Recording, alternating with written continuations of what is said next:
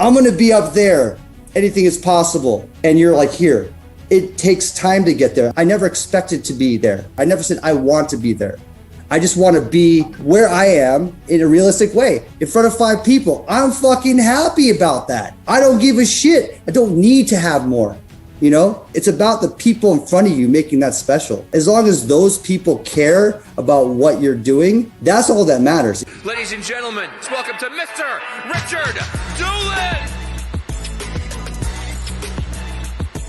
I think you're a great coach, first of all, because you care. Let's give him a hand, Let's welcome my very good friend and now all of yours, Braun Studio, Google, all of you guys in the house. Let's give a warm welcome to my friend here, Steve Aoki. What's up, buddy? What's up, guys? How are you, big fella? Thanks for having me. Appreciate it. Thank you. You keeping well, man? Yeah, you know, I actually am more busy at home than when I'm on the road, to be honest. Well, I don't even know how you do it because you don't seem to be a man that rests, a man that stops, or a man that even catches a snooze or two. I mean, when I'm on the road, it's just a different schedule because people understand and like my time zones are so switched up that it's like my priority is playing shows. And then like my second is obviously everything else. But when I'm home, then I have stacked meetings. Like my whole days are pretty much filled. I'm on the same time zone, reliable with doing stuff like this. It's allowed me to really venture outside of just, what my mainstay was for the last 15 years. No, and listen, we got lots of ground to cover. And first and foremost, I want to acknowledge you, Steve. I know you've been busy. I've been in touch with you, especially since the pandemic started. And I know what it takes for you to carve off some time to be with me and our friends from Braun and Google, Legacy and friends around the world. Let's just start there then. Like what is it that you would judge a city by? What would be the markers or the milestones or the makeup for what would constitute a really great city to play in versus one not so great to play in? Well, the energy for sure from the crowd. That's what I play so many shows. I was doing 250 shows on average every year for 15 years. Like there's 1 year I dropped down to 200 because I had the surgery.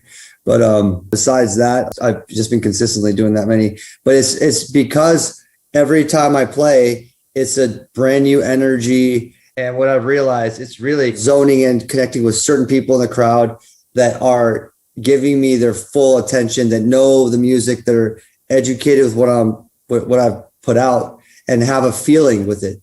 They share their life experience in that moment. And when they kind of give themselves to that experience or be vulnerable to that experience, it's literally the best feeling in the world. But you compound that, with so many shows and so many different cultures. And I love the fact that I could play to so many different languages without having to necessarily speak the language. Like to be able to connect with people, to not even have, we're not even communicating like this, but we're so emotionally connected in that moment that it's like, that's why I'm alive. Like it's the most human feeling you can possibly feel is that connection. And like, I know that person traveled, waited, paid that money and waited in that front of that show and spent their time to get there and all that just to have that experience. Like, I know that feeling, I've been there. I'm that same kid feeling that. So it brings me back to that. And it brings me back to that kind of, that genuine kind of connection. And so I look for that whenever I play, wherever I play, I look for like that kind of genuine connection. And, at the end of the day, also, I love traveling to places that I've never been, being able to connect with people through music, to places that you would never expect. I love going to Tokyo. I love going to the places I always go to, but like going to Kathmandu and playing there. And I remember when I played there, it was, they said that only like 2 other artists, like international music artists played there. It was like Bryan Adams and Ryan Adams or Bryan Adams, one of those guys, and Bruno Mars. So I was definitely one of the first DJs, if any, to do a big concert there. So that was incredible. Yeah. That's cool. I've often said in conversations, and we've got lots of ground to cover, and I've got a real good surprise for you at the end. So hang in there. We're on our way. And I love you and the team, and of course, from Dougie, of course, and Matt. I mean, just grateful to the guys for being so amazing with us to get this done, Steve. But I've often said that confidence is borrowed, it's never owned, as a performer, a speaker, an actor. And so when the audience generates it, when they create it, it causes you, it creates you. So the more hype the audience, the more hype you become, whether you're a speaker or an author or an actor or a musician, in this particular case, a DJ, as you are, and both of which you're respected as. Where did you learn that from? Do you feel that, given who your dad was, and God bless him, given the performer he really was, do you feel it may have been learned, or is that in your DNA? What do you think, Steve? 100% learned. I mean, I remember when I was a kid, before I was a DJ, I was in bands. And, when you're a 15-year-old kid and you're going to shows and, like you see, I was going to parkour shows. So when I was a kid, I was seeing like kids around my age that allowed me to feel like, hey, the barrier of entry to be on that stage is actually not so high where I can't do it. Like I remember going to see Michael Jackson, and, he was a god. So like as a kid, I'm like, the aspirational goal to be on that stage is like impossible. Like Michael Jackson is like 1 in a billion. Like it's just like that's, you can't be there. It's not accessible. But when I started going to these hardcore shows, and I'm like, literally it's 15 people in the crowd, and I'm one of them. I'm like the 15th person in the crowd, and like they're just having fun playing music and like just expressing themselves. It's not like you have to have singing lessons to go scream on a mic. So I got together with my friends. I'm like, hey, we could do the same thing too. Like we don't know how to play, we don't know instruments. We know this, but let's get together and let's start trading instruments. And that's what we did. I played bass, I learned how to play bass, and then I switched off with my friend and played guitar. Then we switched off with the drummer. And soon, I was able to record my first demo, playing all the instruments and singing a song and writing the music by the time I was 16. And then I was playing shows in living rooms in our parents' houses, in front of 5 of our friends, emulating what we would see at the shows that we would all go to. And that's where it started, to be able to play in front of 5 of your friends. And I would literally act like, I'm like in the living room, like 5 friends. And then there's parents in the background. And then I would be like, oh my God, we made it, guys. We did it. We got to the stage, making a speech, like I'm playing for like 1,000 people, I'm like 5 of my friends. A legend in your mind. A legend in your mind. Before I would even play the show, I would tell them the lyrics. I'm like, listen, here's the lyrics for the song. I want you guys to sing along this part. But it's like role playing almost, But in a kid, I wasn't role playing. But I was literally role playing. Here's the lyrics. And when I sing, I want you to sing along. How we do at the shows, right? So let's do it, And then I would sing the part, okay, here's the breakdown, here's, the song, and the lyrics come out. And I'm like, all right, your turn, come on. And they jump on me as if we're in a show, and they grab the mic and sing. And I felt like I was a singer on the stage. I'm like, oh man, that feeling is so good. I love it. And I goes from 5 to,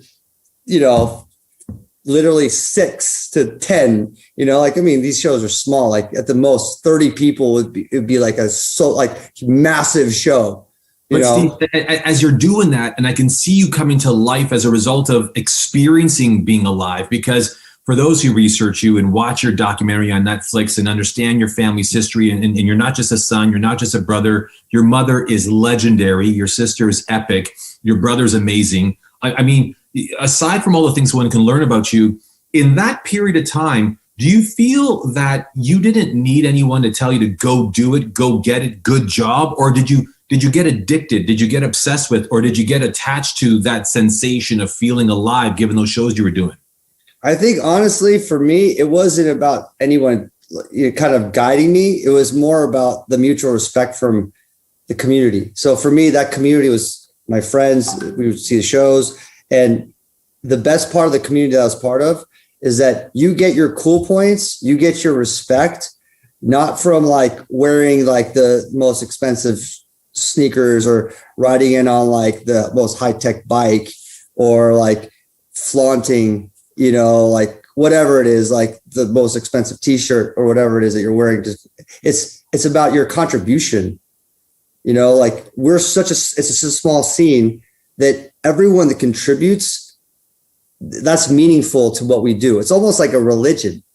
We're like knocking door to door, like telling people about what we do. Literally, that's how you get your cool points. That's how you get your respect. So what do you do if you're in this small scene of like a few people? You write a zine, you interview bands, you go to shows, you take pictures, you put them you go to the Kinko's copy and you make a cool little pamphlet and you share that, and you share like the community, what you're doing. You make music, you make a demo, you like screen print t-shirts. Like it's like all in the culture. Like I remember like at the same time I was making a demo for my band and making music, I was in my mom's closet screen printing my own shirts that I was buying at thrift stores for $1 and selling for like $4 at the shows. We flip the shirts inside out and then screen print on the inside, and then the actual old, you know, vintage shirts on the, you know, then you have a brand new shirt, but it's upside down, but no one gives a shit. You know what I mean? $4.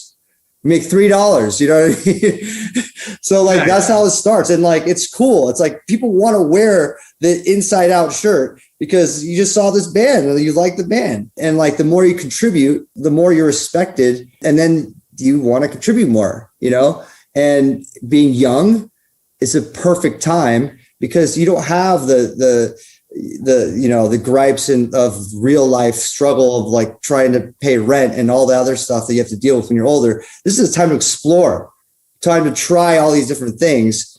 And your friend group is such a big part of that. So that was big for me. I love that you're sharing it. And, you know, for those who are just tuning in and hanging out, this is Steve Aoki, one of the world's most incredible, most talented, professional expertise, cake throwing, music taunting man, dear friend. Thanks so much, Steve. Hey, listen, you know, as you talk about respect and you understand the importance of feedback from friends, it would appear as though, and I don't want to get too far ahead of myself, but you as Steve Aoki, not just the musical legend and a creative force, your creativity also finds its way in other places. Someone can actually say that in 2012, while you were the highest grossing, you know, musical dance DJ in North America, you were also very successful, what people don't realize, in the record producer business and in the innovation business. And as we look at you right now, entering a different stage in your career, you still remain a quite creative force. Is it being creative that drives you and keeps you alive, or is it wanting to remain relevant in the circles that you're in? Which of the Steves gets the better of you? I think it's a combination for sure. You know, like you always want to have relevance. I mean, the thing is, that's one thing I've seen through, you know, at least in the music space, there's artists 10 years ago that I thought were impenetrable, that were gods, you know, to me. I mean, they still are, personally, I have a preference. But, you know, a few years later, they're gone. You know, you see that happen time and time again. But why do you think, Steve, not to interrupt you because I love you, but why? Yeah. Why do you think that is? How is it that they're gods today, making massive imprints? I mean, burning into young souls and old likely, but why is it that they just disappear like that? Why would you think they come out of that expression? The thing about music and artists in the space is that there's no roadmap. You know, like you just create, and also you're a predictor. You have to predict. And if you predict well, you'll be relevant. If you predict, and it's like, if I make music today for today and I put it out later, I'm dated. And if I do that too many times, you know, just like in life, you do that too many times, people they move on. You know, there's so many options out there, period. Music's essentially free. So it's not like you have to subscribe to it. If you like it, you feel it, you go with it, you know? And if artists are consistent, like the Post Malones and the Drakes and the Weekends and artists like that are just consistently hitting the mark and driving the culture in the direction that they're predicting, you know, it's like they're going to be culturally relevant. You know what I mean? So for me, it's like my job personally as an artist. So always, I have to think forward, but there's a lot of artists in the case that we're talking about that they don't like, there's no roadmap, right? So they're like, I want to go way over here because I want to. And there's no reason that there's no like book says don't do that. You know, at the end of the day, a lot of these artists, they don't necessarily care if people follow them. They're like, we're going to go regardless, you know, like a Radiohead or something like that. There's just kind of be like, we're a commercial. We're just going to go boom this way. And then all of a sudden they're, you know, I'm not saying radio, but like some artists, their fan base gets smaller and smaller, and it's just like meant for a small group of people. That's all they really want, but they're not necessarily commercially relevant, you know? So I think that's what happens to some artists. But for me, it's like, thankfully I'm touring so much, and the crowds and the shows and the global culture of music has really informed me, which has allowed my music to become more global, you know, which has allowed me to think like, okay, I want to create a bridge with K-pop. I want to create a bridge with Korea. I want to create a bridge with Latin music.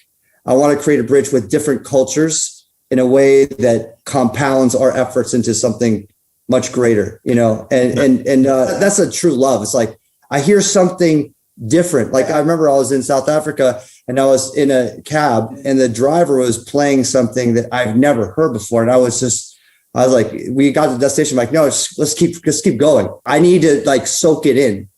You know, I think that's a really important thing, is being present in the moment. I'm so lucky to be able to tour what I was, that like every time that I could hear something or feel something or experience something new, if I'm not present in the moment, I miss the opportunity, because they're all fleeting. They happen so fast, and you could miss it and it's like gone. Like, it's like, oh, that's what the normal state of affairs in the area that I'm in.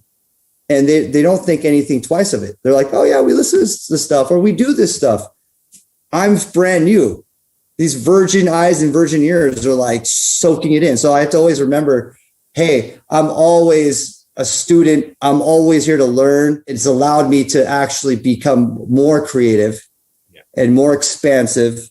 And that's a really great feeling, to be able to connect. Like, if you could make it, like I remember when I did the record with BTS, the Mic Drop remix, we hit Billboard charts on that first remix. It was the first K-pop record to hit a Billboard chart. Well, it wasn't expected on that level, you know, but like these kinds of things can happen when you do something that's like, whoa, we haven't heard like these two worlds coming together, and then boom, you know, and you know, and if it doesn't happen, it's okay. That's not my goal. My goal is just to make a fantastic song to me in the heart. And if I can feel it, if it makes me gives me the chills, I want other people to feel like, can you feel that too? You know what I mean? Like, you just want to be like, can you feel it too? And if they're like, yo, I feel it too, I'm like, all right, sweet. And then like, once they feel it too, there's like the double chills. It's like, we connect on a more extraordinary level because we both feel something brand new together. And that's why I go back to the shows, because I see it firsthand. You know, I'm the cook in the kitchen making the food, and most of the time, and the cakes, and most of the time the cooks don't get to see the people eating their food. You know, like I get to watch people eat the food, like, yo, this shit's good. You know, like, oh, sweet. You know, like I get to experience it with them. So like, I feel very lucky. No, man, I love it. I know. Listen, but between Goosebumps and Virgin Eyes, whatever you do in your spare time and behind closed doors, that's your business. I mean, that's not this kind of show there, Steve. But with all kidding aside, you know, you said a few things that I want to segue, because this is gold. This is amazing. And this is a really wonderful journey into a really nice conversation we're going to have, which will leave you wanting more. But you said the word predictor. You said the word true love. And if there's something about predictor, it would appear to me, Steve, is that as long as you're creating and you're serving the world with all the love you've got and all the affection you have for it, it allows you to constantly remain conscious to what it would take to create more love. You're always constantly creating, so you can always and constantly create love, which is found in your connection, whether it's music and such. Would you agree with that estimate? Absolutely. I mean, it's like, you love what you do, you want to keep doing it. If you do it well, you definitely are going to keep doing it. At the end of the day, we all want to be quality service to people around us. That's, you know, whatever we do, we want to provide quality service. Right. No, absolutely. You know, that's like, it doesn't matter what you do. You want to, like, whatever you put out there, you want people to like feel what they're supposed to feel from it, you know? Right. And if it's extraordinary, then, you know, of course, in the end, yeah, you'll make money. But like, if you put that in the front, it's like, That's the wrong approach, right? So you just have to you have to provide the best service that you can to the people that you're the demo, like target your audience and understand that. And, like just like in anything I'm doing, even in the music space, it's like this music is meant for a scene. Like I make a record specifically for festivals or the dance club, the dance floors. And that's where I push that. I make a record that's more for streaming or more for this, then we target them, So it's knowing it sounds like knowing your audience. I didn't mean to speak on top of you, buddy, but it sounds like just really know your audience and give them what they're looking for. Yeah. Yeah, exactly. And yeah, it's just and momentum. Momentum is what you're talking about, like following your love and keeping with that flow. Momentum's everything. Flow is a very real thing. There's no doubt about it. There's no doubt about it when you're in the studio. Like sometimes I'm in the studio for days and I just keep like banging my head against the computer. I just can't, nothing comes out. That happens when you're just locked out and you have to completely reset and you have to do a cold plunge or whatever, which is what I like to do before a studio session. Just I have a bathtub outside, I fill it with ice and sit in it for 5 minutes and just like get my endorphins exploding in my brain and come out super energized. It's definitely a life hack for sure. Crazy life hack. And you share them all the time. I mean, you share a lot of the hacks. I mean, your passions for trading cards and Pokemon and your passion for family and staying connected to all those you love and cold baths. I mean, right now at this stage in your career, what are some of the things that you really are locked in on that is preserving and protecting your genius, your creativity, your passion for life, and your ability to predict the future? What are some of the hacks you can share with us aside from the ice bath? I think, in general, because I've been home, I've been able to practice what I've always wanted to do on a consistent basis. Is just meditate every day. I try to do twice a day if I can, but meditate. I do the ice baths once a week. Do breath work every other day at least. The Wim Hof method, which is a great app to follow. It's you just follow his breath, and you'd be surprised how long you can hold your breath. There's a lot of benefits on that. I just started doing NAD like 2 years ago. So like I do NAD IVs just to power your cells, reduce inflammation. A lot of the just it's not necessarily for creativity, just for overall health and wellness. I've been really focusing a lot more on that since I've been home and exploring that and learning more about that. And I have a foundation, a charitable foundation, Aoki Foundation, which is focused on raising money and awareness for the human brain and all orgs that support the human brain. Any org that wants to advance the human brain, optimize the human brain, find cures for the human brain, all things brain. It's actually, the foundation has been, for a personal journey for me, it's been to be able to talk to these scientists and these researchers and sit in rooms where I'm finding out about breakthroughs before anyone finds out about them. It's a science fiction shit happening. It's fucking crazy shit happening. Totally. And it's so crazy that the Iron Man, people, there's $1 billion industry on science fiction.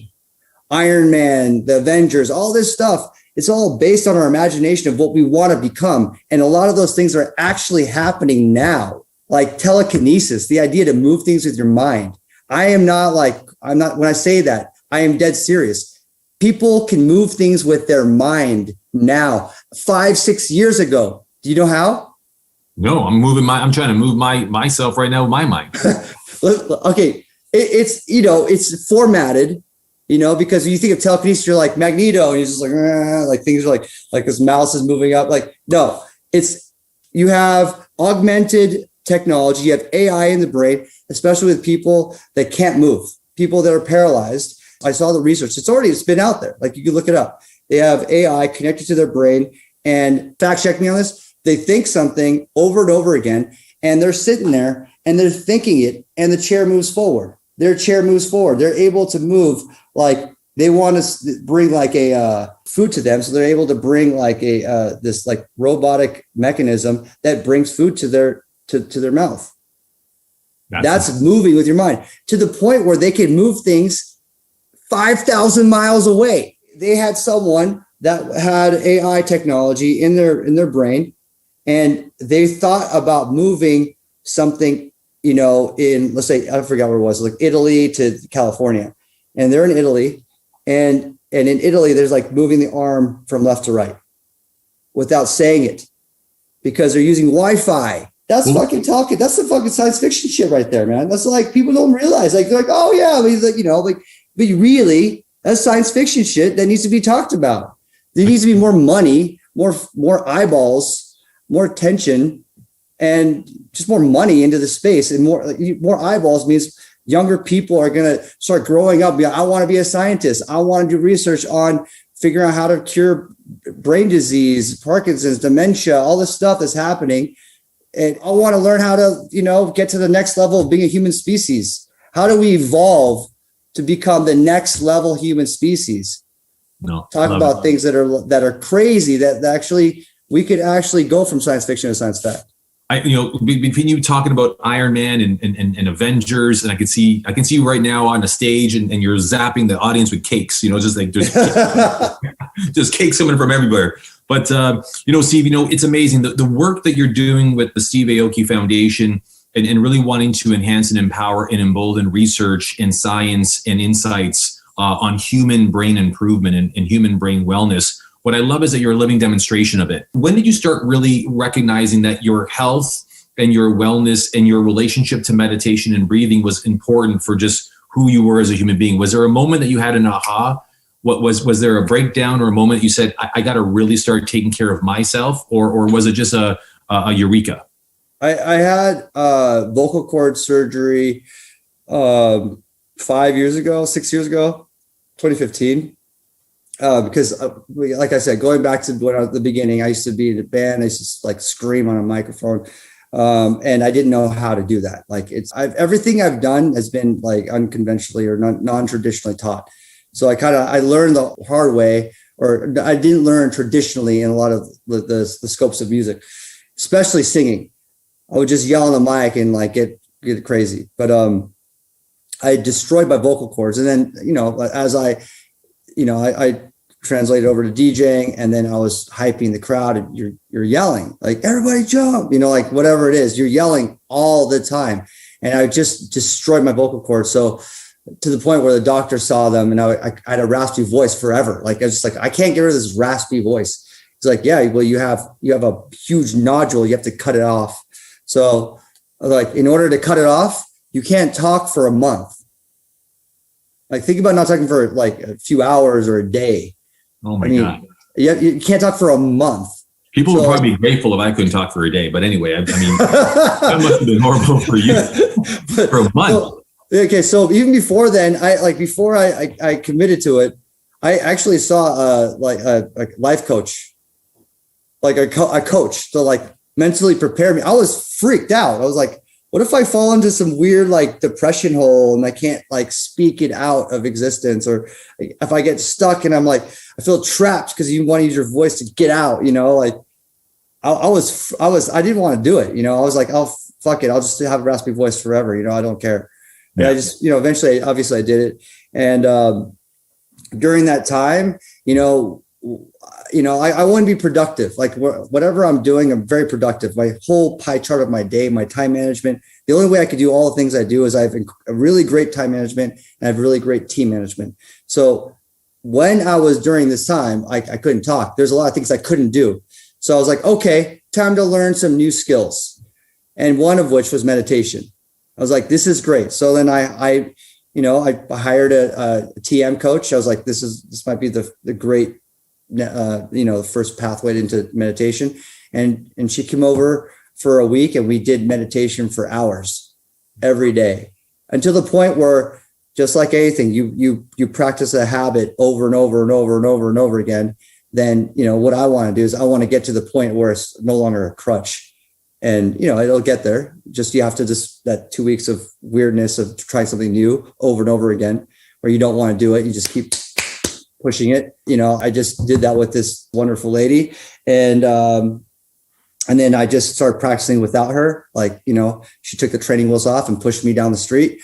And then I was like, this is fantastic. This is incredible. And then I started, I want to know the science behind it, not just how I feel, because how you feel could be, placebo. I want to know if there's real changes in my brainwaves and my patterns. So I talked to some scientists and looked at I actually brain map my brain when I'm meditating. And I looked at some other research, and it's clearly scientifically shows a real change in your brain. It's not just what, people say, oh yeah, you're just sitting there. Like, actually, it really has benefits to your brain. It's not just like you feel rested. Like I want beyond that. I always want to have that information. Then it actually helps my placebo effect even more if there is one. But but that was a big point. And then, obviously the rest trickled out. But you see that right now. One of my good friends who I think we both share is Deepak Chopra. And Deepak was on me forever about getting grounded. And I said, dude, I grew up and out of the household not to get grounded. He goes, no, my friend, not that kind of grounded. And he would tell me about getting grounded. And you recently had a post where you were literally in the middle of somewhere just sitting on earth. And that was really the embodiment of what it means to get grounded. Do you practice that on a daily basis as well, given where you travel and how often you do? Like, take the shoes off and walk around, feel the earth? Yeah. I try. It's very easy to do it when you're in Europe.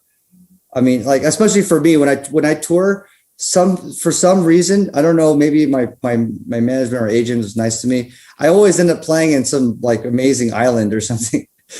So like I'm always like on sand or the beach or something, like walking around. So it's like, when I'm playing shows, I got to put the shoes on though. I'm rounding out the time that we've gotten. And, recently I was able to sit down with your team and we did a Google assessment on you, and we were able to summons thoughts, insights, and perspectives about just who Steve's been, where you are and where you're heading.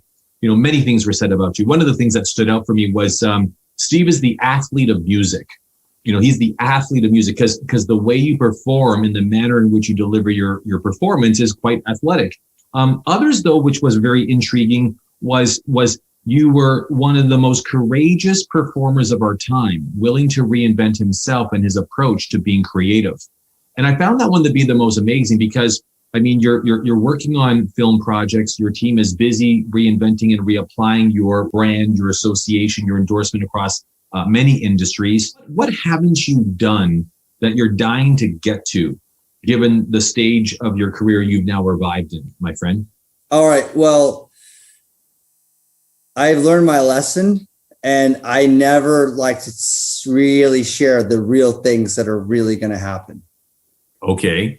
Because it's the most beautiful thing is with some of the stuff is like as a surprise, unless like it's like it's going to drop, like some of the biggest kind of kabooms of introducing something have been like the way it's supposed to be, right on the fly. Well, but I have some like amazing stuff. Of course, I always have like something, No, it's true. It's true. You're hyper creative. Like, you're uber creative. You're always creating. You're always looking at angles. That's just my personal experience of you, which is why I've come to both now love and admire you. Is like you're always looking. You're always looking at the future.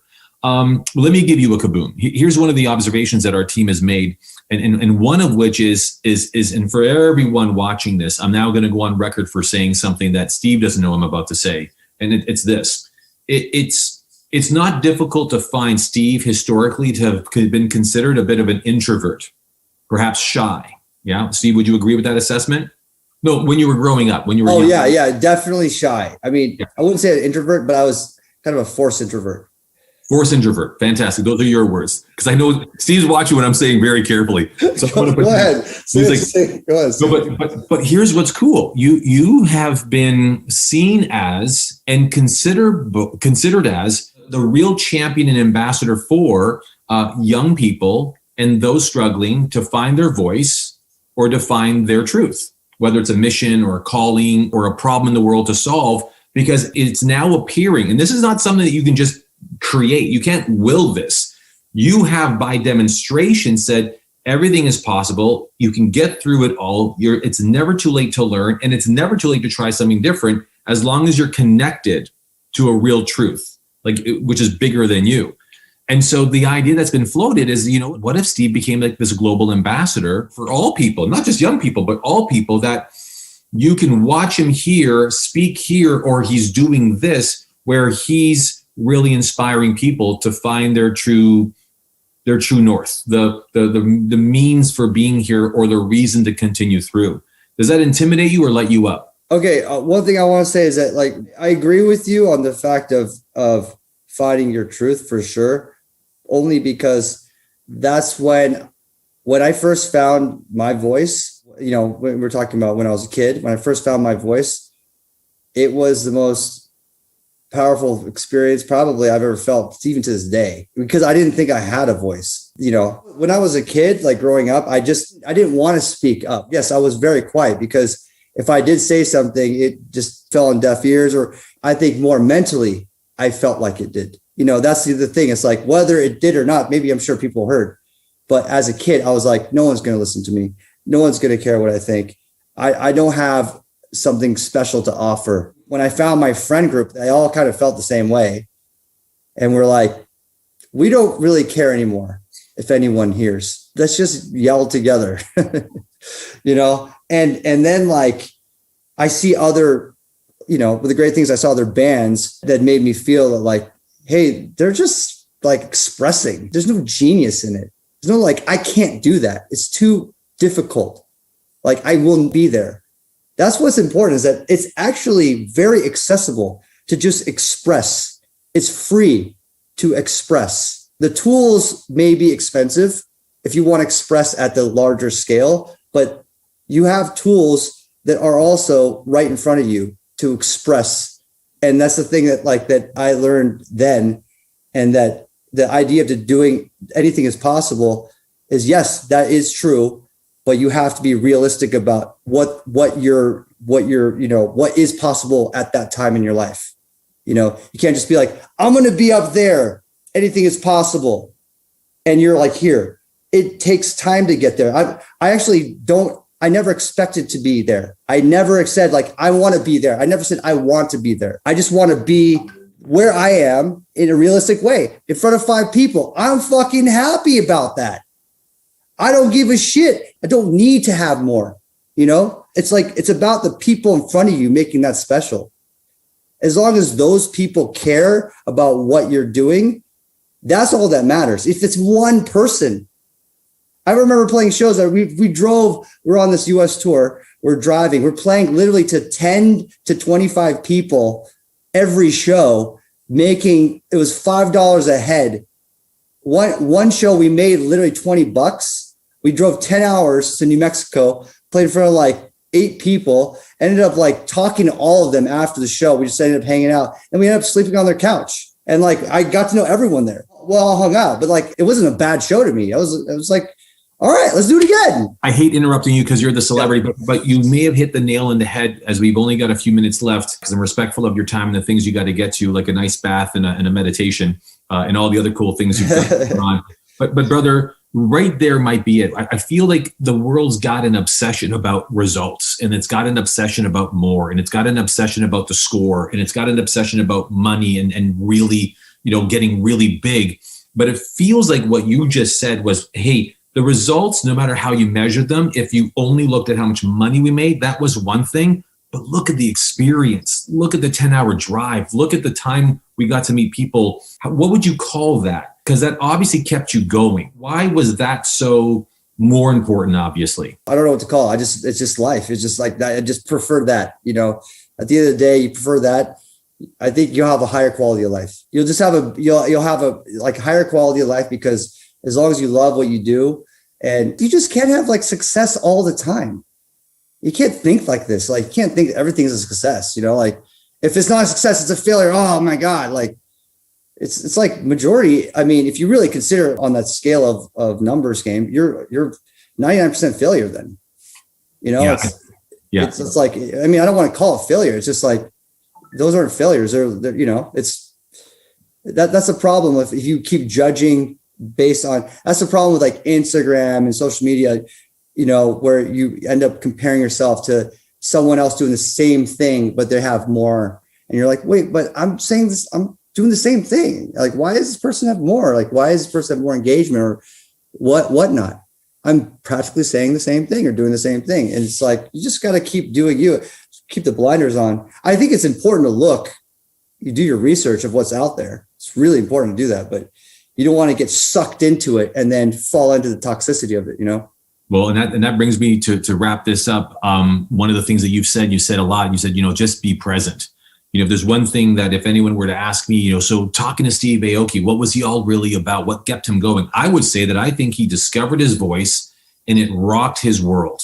That when he did, he just became committed in that minute, in that instant, as young as he was, to say, I want to live a life where my voice can constantly be heard by at least me. Because if I know my voice matters, and to me first and only, and that's all it could matter to, regardless of my insy outsy shirts for $4 with a $3 lift, or the fact that I'm sleeping on a couch or meeting 5 people or making only $20 per show, as long as I get what matters most to me, then I'm living a purposeful and present life. Would that be a fair assessment, brother? Yes, definitely. That's great. Well, look, man, you're inspiring for that reason. So, for me, knowing that you're an incredible artist feels like you're coming into like a second coming. Analytics, and some of the infographics I've been receiving on our assessment that we did many moons ago with Doug, your team. One of the cool things is that the audience that you once performed for years ago is growing, but you're growing with them. And that's a lot about commitment. So in the final few moments that we've got, tell us what matters most to Steve Aoki at this stage of his life. What right now would you say is your mantra, your mission? This is what I'm about right now. And this is what I can now vocalize, verbalize, put in words. This is my battle cry. This is what I stand for. What would it be, brother? I don't know if I have like this strong stance. I know that I'm adaptable. That's what I've learned. I'm definitely adaptable, just through like business and life, and especially during this time, a complete flip of what my life used to be, where I always considered the road. Like that's the most important thing. When I was touring at the level I was, you have to look at being on tour as your home. Like mentally, that's my home. If you can't do that, you can't tour like that. It's actually a very difficult thing to say. When you come home, that's not your home. Kind of a trip. I would come home and like not treat it like a home. I would treat it like, oh, that's like, I'm on vacation. I got to go back, I know we're digressing here, but like, I just want you to really think about this. It's crazy. Like, it's hard for me to think like that now. Like, I'm at home. I love being home now. I'm a homebody. Like, I never really leave my house. I love being here. It's no, and dude, we saw that during the pandemic. It was the greatest pandemic in 104 years of recorded history, and you look like you had a blast at home. Yeah, I built like my dream home. Like, I'm like, okay, I've made some money, so this is how I want to spend it. I want to build a foam pit in my house. I have a racquetball court. I don't play racquetball. I was like, we're going to dig a ditch in the racquetball court, destroy it. Whoever buys this house after, they're not going to have a racquetball court. I built this huge trampoline in there. I built this rising thing, right? A riser so I can jump into the foam. I'm like, this is my life now. No one else is judging me. I don't give a shit. I'm going to fucking spend money how I want to in my own home. Like build a ledge so I could jump into my pool. I actually had another pool. I filled it up. I built another pool so it's closer to my house so I could jump in from the top. Like, I love this shit. Like, this is going back to what you said. I think one of the big takeaways for me, when you say, what is your stance? The first thing in my head is to say that I've become more free with my music. I've become more experimental with my sounds. I'm not structured as far as making music for very specific things that I did before. It was very structured before, very structured. I had a full schedule. I would be touring. I come home, which isn't not my home, but it's not my home. It's my studio. I come home to work, to finish my projects, my album, my EPs, my songs, whatever. Now it's like I'm freeform. I'm making meditation music. I'm making all kinds of different kind of shit out there. Like, I am just free. You're unhinged. Incredible. You're untethered. You're untethered. I'm not releasing this stuff. Some of the stuff I'm releasing actually under different names now. I'm releasing music under different names. I don't want them to know it's me until like if it pops or something, because I want it to stand on its own, because it doesn't sound like the Steve Aoki music people know. So you might be listening to something that's mine and you don't even know. You don't even know. Which I think is kind of cool. It is cool, man. And that's the thing about you. And that's, from YOLO and the whole crew. I mean, you're untethered, you're unhinged. I mean, you are one of the most compassionate people I've gotten to talk to over the time I've known you, who's not creative, not just a genius, but you actually really care. I have to say, and a lot of people here know this of me, I've had the privilege and the blessing to interview a lot of people.